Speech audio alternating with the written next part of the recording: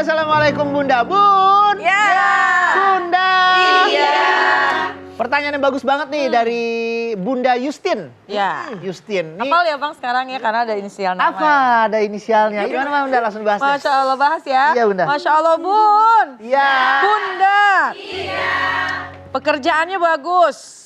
Hobi, duitnya banyak. Tapi mata ini memandang sesuatu yang tidak semestinya. Bisa kok nahan iman misalnya. Bisa kok karena dia setia. Boleh saja mengatakan hal semacam itu. Tapi kecerdasannya setan itu mengalahi apapun. Hati-hati, setan selalu mencari pintu masuk untuk mengganggu hambanya Allah bermaksiat. Memang kan kalau kita tugasnya mungkin menjadi fotografer atau menjadi tukang moto-motoin, nge-shoot gitu ya. Pasti kan yang dicari objeknya yang indah-indah. Tapi andai saja dia niat pekerjaannya takwa kepada Allah, dia hanya ingin mengambil gambar yang tidak mengganggu keimanannya, tidak menjadikan fitnah pada dirinya, maka dengan niat karena Allah, cobalah untuk ikhtiar ditinggalkan. Maksudnya ditinggalkan hobinya, maksudnya jadi nggak foto-foto lagi gitu? Bukan, tetap dia melakukan dan tetap dia menjalankan hobinya, kesenangannya dengan mengambil gambar. Tapi alihkan dengan ambil gambar yang lain. Contoh, misalnya mengambil gambar panorama, kemudian mungkin mengambil seseorang perkumpulan dengan kegiatan, atau memang ada muslimah atau muslimah dalam acara. Ya itu kayaknya mustahil deh, duitnya dikit. Ingat kata baginda Rasulullah SAW, demi Allah ketika seseorang meninggalkan sesuatu kemaksiatan dengan tujuan untuk mendapatkan ridho dari Allah Subhanahu wa taala, yakinlah maka Allah akan mengganti hal tersebut dengan yang lebih baik lagi.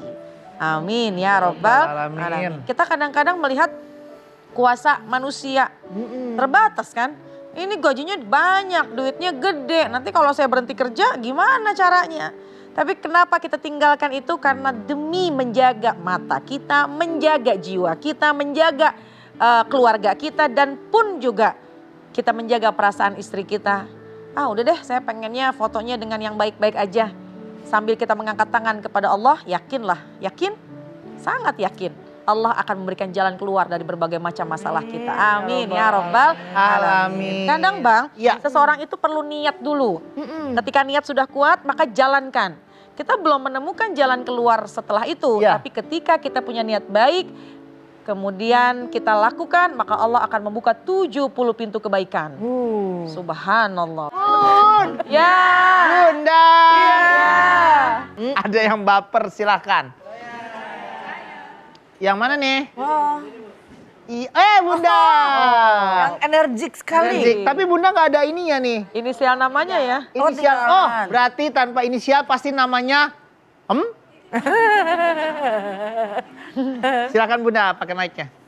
Assalamualaikum Bunda. Waalaikumsalam. Assalamualaikum Panda. Waalaikumsalam. Panda. Jawab dong. Kita disapa ini, kita cuma berempat. Perkenalkan nama saya Rahmawati dari Majelis Ukti Sobaru Tangerang. Iya Bunda. Jalan-jalan ke kebun, baper nih Bun. Jalan-jalan ke kebun, baper nih Bun. Males Bun. Jalan-jalan ke kebun, baper nih Bun. Bagus ini. Saya mau bertanya Bun. Iya. Begini, kan adik saya sebagai perawat di rumah sakit. Yang tentunya tugasnya sehari-hari sebagai perawat memberikan istilahnya perawatan yang bagus terhadap pasien. Tetapi tugasnya dia di rumah sakit itu memandikan pasien yang istilahnya bukan muhrimnya. Nah saya sebagai kakaknya merasa risih, tapi adik saya asik-asik aja. Jadi gimana sarannya, saya minta saran ke Bunda untuk memberitahukan kepada adik saya. Karena setelah saya memberitahukan, adik saya tuh nyantai-nyantai aja gitu Bun. Terima kasih. Wassalamualaikum warahmatullahi wabarakatuh. Waalaikumsalam warahmatullahi wabarakatuh. Terima kasih Bunda. Iya, ada beberapa pasien yang tidak bisa untuk mandi sendiri ya, karena dia lagi sakit atau apa, dan memang tugasnya suster ya. Tugasnya suster memandikan. By the way, suster itu cita-citanya jadi Febri ya, Feb? Cita-cita kamu maksudnya jadi suster ya? Bang, suster bang. Salah dong bang. Salah ya, salah bang. Bercanda.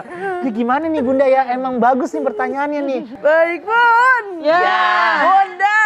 Iya. Kadang suka kita menemukan ada suster atau perawat perempuan nyeka atau mandiin pasiennya laki-laki yang bukan mahram. Ada juga dokter kandungan. Ini Bang Damar tuh baju dokter kandungan nih. Cuma pas berojol dia takut duluan. Oleh karenanya namanya memahami Islam itu ada namanya ilmu fikih. Apa tuh? Ada hukum-hukum di situ. Syekh Muhammad bin Qasim Al-Ghazi dalam kitabnya Fathul Qorib dikatakan ada beberapa keadaan dan hukum tentang batasan aurat.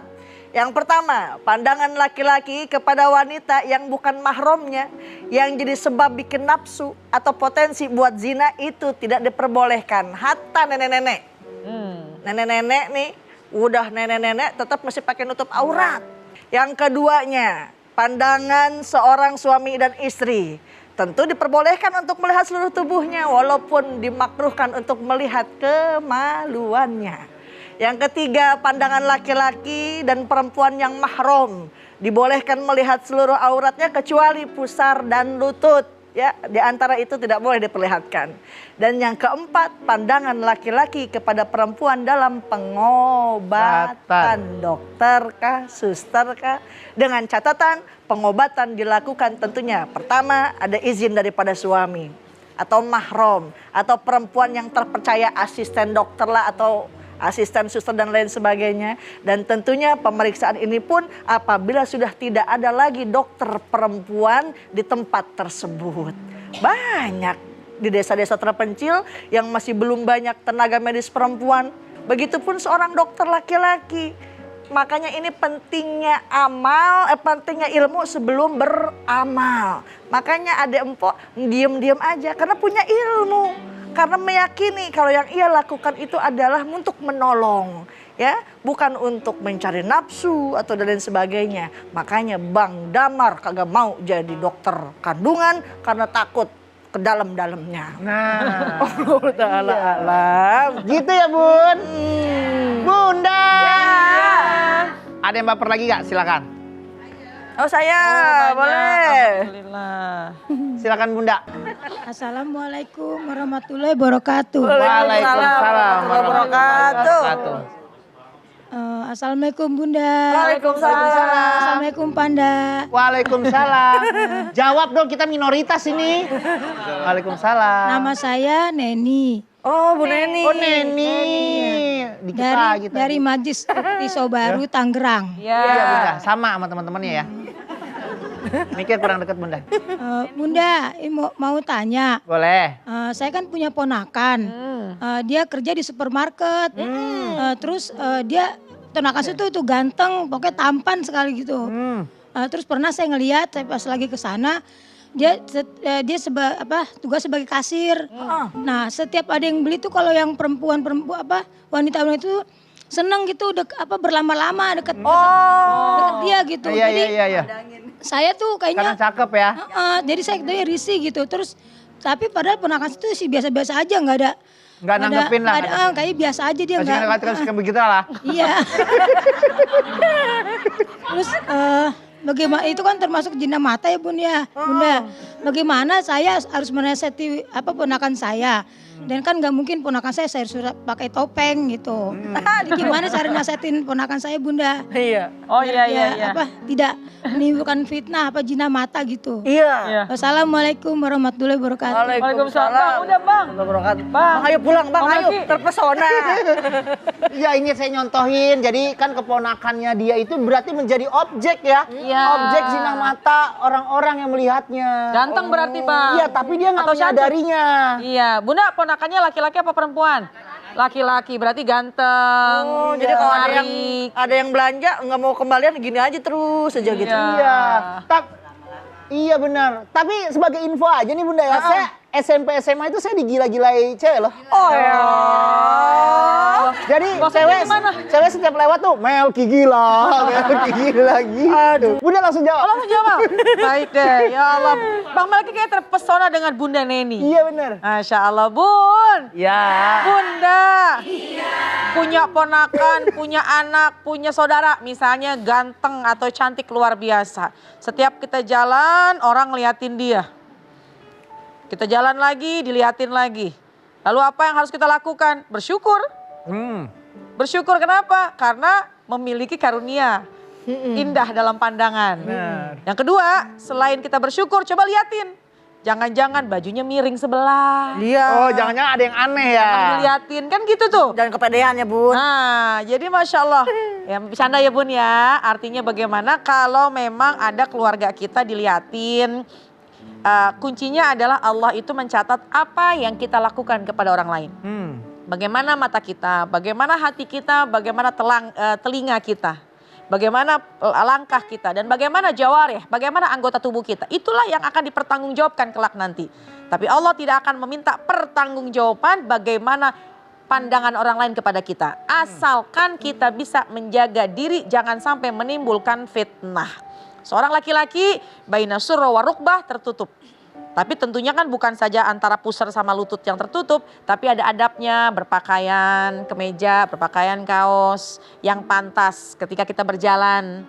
Insya Allah tidak akan menimbulkan fitnah. Kalau memang kita udah jaga diri dengan akhlak tidak berlebih-lebihan, orang masih mandangin kita, insya Allah kita nggak kena dosanya.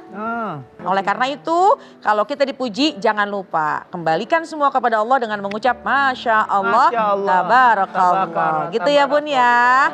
Bun, ular sanca dicakar kera. Keduanya meronta-ronta. Jaga semua panca indera, terutama mata. Tuh. Bagus. Ya Bang ya. Bagus banget. Alhamdulillah. Jangan kemana-mana, abis ini kita kembali lagi. Tetap di Assalamualaikum Bunda. Assalamualaikum Bunda. Assalamualaikum Bunda.